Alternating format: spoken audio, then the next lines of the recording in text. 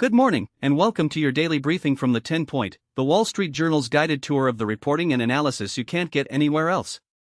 I'm your host, and today is Friday, August 14, 2026. We've got a packed edition today, from a stunning political reconciliation that could reshape the midterms, to a secret North Korean workforce operating right here in America, to the technological arms race reshaping the battlefield in Ukraine, and a chess prodigy making history at just 11 years old. Let's dive in. We begin at the top, with Emma Tucker's note from her desk, and it's a story that reads like a political thriller. A year ago, President Trump and Elon Musk were dropping what the newsletter calls big bombs on social media, torching one of the most consequential alliances in modern American politics. The breach was public, vicious, and seemed permanent. But as of this week, they're back on speaking terms, and the details of how it happened reveal just how high the stakes are for both men. The turning point came on a flight to Beijing. Picture the scene: Elon Musk, en route to China, delivering the news the White House had been desperate to hear. He plans to spend at least $100 million to help Republicans hold Congress in this November's midterms. That number, $100 million, isn't just a donation. It's a statement of intent, a signal that the world's richest man is all in on the Trump agenda for the final 2 years of this presidential term. But this reunion didn't happen overnight. According to the Journal's reporting, it followed months of back-channel diplomacy led by Vice President J.D. Vance. Vance, who has relationships with both men, understood something fundamental: Trump and Musk have too much to lose if Democrats take control of Congress. For Trump, a Democratic House or Senate means investigations, subpoenas, and legislative gridlock. For Musk, it means regulatory pressure on Tesla, SpaceX, X, and his expanding web of government contracts. The shared enemy, a Democratic majority, forced a reconciliation that ideology and ego couldn't sustain on their own. The Journal's examination of this partnership gets at something deeper about power in this era. These are two men who operate without traditional guardrails, who communicate directly with millions, who treat institutions as obstacles to be routed around. Their alliance is volatile because both are volatile, but it's durable because it's transactional in the most profound sense. Each needs the other's platform, each needs the other's constituency, and each knows that a fracture would be exploited ruthlessly by their opponents. Now, the midterms are the immediate horizon. Musk's $100 million, and likely more, will flow into House and Senate races, into turnout operations, into the digital infrastructure that proved so potent in 2024. But the implications stretch further. A Trump-Musk axis shapes everything from AI policy to space exploration to the very nature of government efficiency. The Department of Government Efficiency, or DOGE, isn't just a meme anymore, it's a governing philosophy with the world's richest man as its architect. And with this reconciliation sealed, that philosophy has a clear runway through 2026. Let's move to today's headlines, and there are 5 that demand attention. First, the Justice Department's new National Fraud Enforcement Division is hobbled by internal strife. This division was created with fanfare, a specialized unit to tackle the explosion of fraud that accompanied pandemic-era spending, from PPP loan abuse to healthcare scams to cryptocurrency schemes. But the Journal reports that turf wars, leadership vacuums, and cultural clashes between career prosecutors and political appointees have paralyzed its early momentum. Cases that should be moving are stalled. Expertise is walking out the door. And the fraudsters, sophisticated, well-funded, often overseas, are watching. The division's struggle is a microcosm of a broader challenge: building state capacity in an era of polarization, where even law enforcement becomes a battlefield. Second, Caroline Leavitt. At just 27, she's become one of Trump's longest-serving press secretaries, and the Journal profiles how she's perfected the art of defending the president. Leavitt doesn't just spin, she weaponizes the briefing room. She anticipates the press's angles, cuts off lines of questioning before they develop, and reframes narratives in real time. Her background, New Hampshire politics, a House run, the Trump campaign press operation, gave her a practitioner's understanding of how modern media cycles work. She treats every briefing as a content generation opportunity for the right-wing ecosystem, knowing that clips will live forever on X, Truth Social, and TikTok. The profile reveals a press secretary who sees her job not as informing the press, but as bypassing them entirely. Third, a logistics crisis you've probably never heard of, but that's reshaping global trade. Chinese auto factories are building so many cars for export that the global shipping industry can't keep up. China has become the world's largest auto exporter, surpassing Japan, with brands like BYD, Chery, and Geely flooding markets from Brazil to Belgium to Australia. But there simply aren't enough car carriers, those specialized roll-on/roll-off vessels, to move them. Shipping rates for vehicle transport have skyrocketed. Ports are congested. Automakers are chartering bulk carriers and even container ships as improvised solutions. This bottleneck is a physical manifestation of a geopolitical shift. China's industrial policy has produced a glut of manufacturing capacity, and the world's shipping infrastructure, built for a different era, is buckling under the weight. Fourth, a stunning directive from the Pentagon. Trump has ordered the Navy to tear out the electromagnetic aircraft launch system EMLS from its aircraft carriers and go back to steam catapults. This is the system that launches fighter jets from the decks of the Ford-class carriers, a technology 2 decades and billions of dollars in the making. Navy officials have fought this move for years.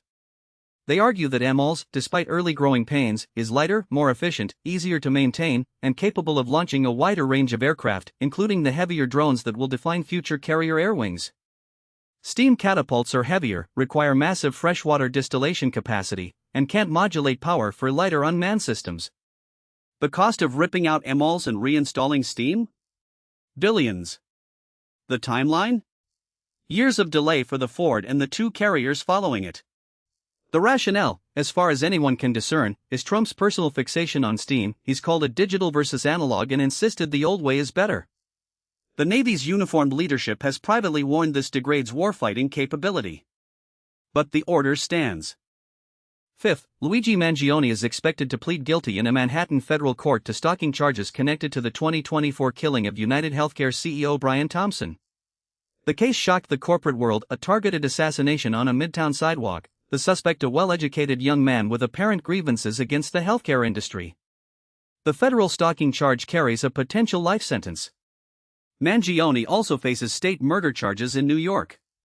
The plea, if it proceeds, would spare the victims' families a lengthy trial but leaves profound questions about motive, radicalization, and the security of corporate leaders in an age of extreme polarization. Now, let's turn to the markets. As of 6:10 this morning, S&P 500 futures are at 7,827.50, up 0.06%. Dow Jones Industrial Average futures are at 53,870, down 0.12%. And Nasdaq 100 futures are at 30,236.25, up 0.16%. Mixed signals, in other words, as investors digest earnings, economic data, and the ever-present uncertainty around trade policy and interest rates. 2 columns in today's journal speak directly to where the smart money is focusing. Jason Zweig writes that good questions are every investor's best defense, especially before joining Wall Street's $2 trillion private funds party. Private credit, private equity, interval funds, business development companies, the menu of alternative investments marketed to individual investors has exploded. But the fee structures are opaque, the liquidity is limited, and the valuations are often marks on a spreadsheet rather than market prices. Zweig's checklist: what am I actually buying? How do I get my money out? What are the all-in costs? Who's on the other side of this trade? And crucially, why am I being offered this now? Jonathan Weil, meanwhile, highlights a phenomenon distorting the earnings of the biggest tech companies. Gains on investments in companies like Anthropic are inflating reported profits. When Google or Amazon or Microsoft mark up the value of their venture stakes, that unrealized gain flows through the income statement under current accounting rules. It makes earnings look better than the core business actually is. Strip those out, and the growth rates of some megacap tech names look meaningfully different. For investors trying to value these companies on fundamentals, it's a hall of mirrors. Speaking of Anthropic, our next story takes us behind the curtain of the AI company that could soon be worth $2 trillion. The headline: even Claude is in the dark about Dario Amode's wife and her influence at Anthropic. Cami Clark keeps a lower profile than almost anyone in Silicon Valley. A journal analysis and a person familiar with the matter suggest efforts have been made to remove references to her from the internet. But what remains is striking. Clark started what she called a revolutionary porn company, her phrase, and sought investment from Jeffrey Epstein. That connection alone would be explosive for any public company. But Clark isn't just a spouse with a controversial past. She's described as a key advisor to her husband, Anthropic CEO Dario Amodei, shaping the decisions of a man at the forefront of the AI industry. Anthropic, founded by former OpenAI researchers, has positioned itself as the safety-conscious alternative in the AI arms race. Its Claude models compete directly with GPT-4 and Gemini. The company has raised billions from Amazon, Google, and others. An IPO valuing it at $2 trillion, that's not a typo, $2 trillion, would make it one of the most valuable companies on earth. And through it all, Cami Clark is in the room where decisions happen. The journal's reporting by Keech Hagee and Luke Jared Cummer raises questions that go beyond gossip. In an industry where governance structures are untested, where the technology may pose existential risks, where the gap between public messaging and private strategy is often wide, who advises the CEO matters. Clark's past, her low profile, the apparent scrubbing of her digital footprint, these aren't just personal details. They're governance signals. And as Anthropic hurdles toward the public markets, investors and regulators will be asking, who really holds the reins? Now, a story that reads like an espionage thriller, because it is one. Producer Emma Scott and reporter Sam Kessler take us behind the scenes of their documentary on North Korea's secret U.S. workforce. Last summer, they got their hands on a trove of leaked data from computers used by North Koreans working undercover at American companies. Dispatched by their government, these workers use stolen identities to land remote jobs and funnel their salaries back to the regime. The data showed exactly how they pull it off: internal documents with step-by-step instructions for stealing American identities, browser history showing workers using those identities to apply to thousands of jobs, screen recordings of them using ChatGPT to cheat their way through technical interviews, and blockchain evidence of salaries going toward Pyongyang's weapons program. The journal had previously reported on North Korea's efforts to infiltrate the U.S. job market. But this data was a remarkable new window into the tactics: industrial-scale identity theft, automated application fraud, AI-assisted deception. It's a state-sponsored operation run with the discipline of a corporate HR department. But the reporting also revealed the human collateral damage. A Georgia man whose identity was stolen and used to take jobs across the country, he's dealing with tax fraud, credit destruction, and the Kafkaesque nightmare of proving he's himself. A father and son who ran a small business, tricked into hiring a North Korean contractor who extracted proprietary data. An Ohio man who found himself in the middle of a state-sponsored fraud operation, his life upended by a knock on the door from federal agents. Getting these victims to talk wasn't easy. Imagine the call: you may have accidentally hired a North Korean operative, or your identity was stolen by bad actors a continent away. But some companies that fell victim wanted to help others avoid the same fate. Their voices are essential because as the scheme evolves, and it is evolving, getting more sophisticated, leveraging better AI, targeting more sectors, more everyday Americans are being pulled into its orbit. This isn't just a cybersecurity story. It's a story about the vulnerability of remote work infrastructure, the fragility of identity verification, the reach of a sanctioned regime, and the surprising front line of geopolitical conflict: a home office in Ohio, a startup in Georgia, a hiring manager who just needed a developer. Let's stay overseas, but shift to a very different kind of front line.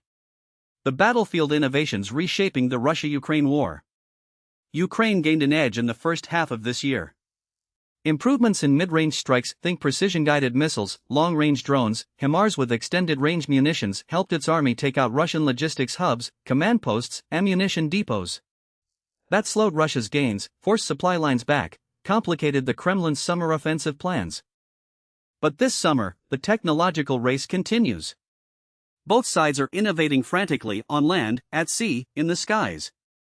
Ukraine's drone boats have damaged or destroyed a significant portion of Russia's Black Sea fleet, forcing a withdrawal from Sevastopol.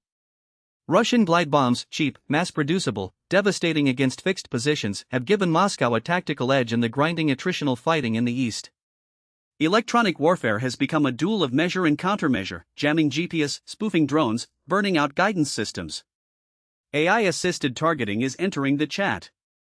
Fiber-optic guided drones immune to jamming are appearing on both sides. And the front line is increasingly a sensor network: commercial satellites, tethered aerostats, acoustic arrays, seismic detectors, all feeding a targeting cycle measured in minutes. The key insight: this isn't about wonder weapons. It's about iteration speed. Who can field a modification faster? Who can adapt a commercial drone for a new payload in weeks, not years? Who can integrate disparate ISR feeds into a coherent picture? The side that learns faster wins, and right now, that learning cycle is the war. A quick look at what's happening today: Berkshire Hathaway is set to announce its second quarter stock trades, the famous 13F filing that has investors parsing every position change for signals from Warren Buffett's shop. Economic data includes July retail sales and the University of Michigan's Consumer Sentiment and Expectations Indexes, key reads on whether the American consumer is holding up or pulling back. And of course, today's paper has the full depth on all these stories and more. Our number of the day, 11. That's the age of Bodhana Sivanandan, who became Britain's youngest ever women's chess champion last weekend. Already England's top-rated female player, the prodigy secured the title in a dramatic rapid chess playoff, adding to a trailblazing run that already included defeating multiple grandmasters. 11. When most kids are navigating middle school, she's navigating the Sicilian defense against the best in the country. A reminder that excellence doesn't wait for adulthood. And finally, Maine. With 3,500 miles of craggy coastline, Maine has evolved from a modest seasonal retreat into an increasingly sought-after luxury market. The numbers are striking. Only 10 homes in state history have ever sold for $10 million or more. Half of those sales have closed in the past 3 years, fueled by a COVID-era boom that brought city dwellers to remote destinations. The buyers aren't just from Boston or New York anymore, they're from California, Texas, Florida, even overseas. They want privacy, they want water, they want the kind of space that money can't buy in the Hamptons or Nantucket anymore. Maine's ruggedness, once a deterrent, is now the selling point. The ultimate luxury is a coastline nobody else can reach. Beyond the newsroom, 2 notes. The opinion page argues the Federal Housing Administration ought to make mortgage lenders foot at least some of the costs for defaulted loans. Why should taxpayers backstop a billionaire's risky housing bets? And Wall Street Journal by side has a guide for families facing a college funding gap. Private student loans might help you pay for school, but here's what you need to know before you sign. That's your briefing for Friday, August 14, 2026. The 10-point was curated and edited by Morgan Smith and Gary Mitchell in collaboration with editor-in-chief Emma Tucker. If you value this journalism, your subscription makes it possible. We'll be back Monday with the next edition. Until then, stay informed. This has been your daily briefing from the 10 Point. Have a good weekend.